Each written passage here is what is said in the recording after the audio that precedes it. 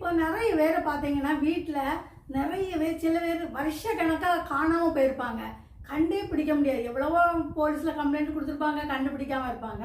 சில பேர் பார்த்தீங்கன்னா அவங்க இடத்த காணல அப்படின்னு சொல்லுவாங்க. நிலம் வந்து நாங்கள் இதில் வாங்கி போட்டிருந்தோம், அந்த நிலத்தையே காணலன்னு. சில பேர் வீட்டில் நிறைய நகை வச்சுருந்தோம், காணலன்னு சொல்லுவாங்க.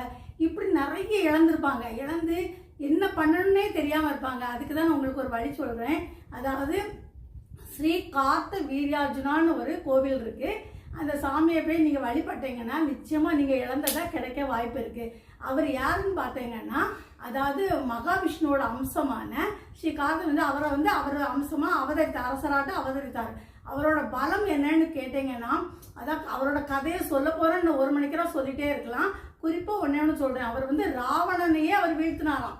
அந்த அளவுக்கு ஒரு பலம் வாய்ந்தவராம். ஏன்னா மகாவிஷ்ணுவோட அம்சம் இல்லையா? அப்போ அது எப்படின்னா, அப்புறம் ராவணனை மீட்கிறதுக்கு அவரோட தந்தை வந்து தான் ராவணனை மீட்டாராம். அந்த அளவுக்கு அவர் சக்தி வாய்ந்த ஒரு வீரியார்ஜுனா. அப்போ அவர் கோவில் எங்கே இருக்கும் பார்த்தோன்னா, கும்பகோணத்தில் மட்டும்தான் அது இருக்குது. அந்த கும்பகோணத்தில் சேங்காலி என்ற புறத்தில் அந்த கோவில் இருக்குது. நீங்கள் சர்ச் பண்ணி பார்த்தீங்கன்னா கூகுளில் தெரியும்.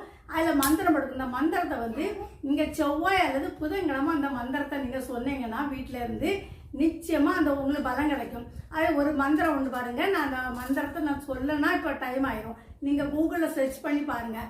அதில் ஒரு டேஷ் போட்டிருக்கோம். அந்த டேஷில் நீங்கள் எதை இழந்தீங்களோ அதை உங்கள் பேரை எழுதிட்டு நீங்கள் அதை சொல்லிட்டீங்கன்னா 108 தடவை ஒரு நாளைக்கு நீங்கள் சொன்னீங்கன்னா நிச்சயமாக உங்களுக்கு அந்த பலன் கிடைக்கும். சரி, நீங்கள் ட்ரை செய்து பாருங்கள். சரி, என்னோட சேனல் உங்களுக்கு பிடிச்சிருந்தா லைக் பண்ணுங்கள், ஷேர் பண்ணுங்கள், கமெண்ட்ஸ் கொடுங்க, சப்ஸ்கிரைப் பண்ணி வைங்க, பக்கத்தில் இருக்க பெல் பட்டனை கிளிக் பண்ணுங்கள். லைக் பண்ணுங்க.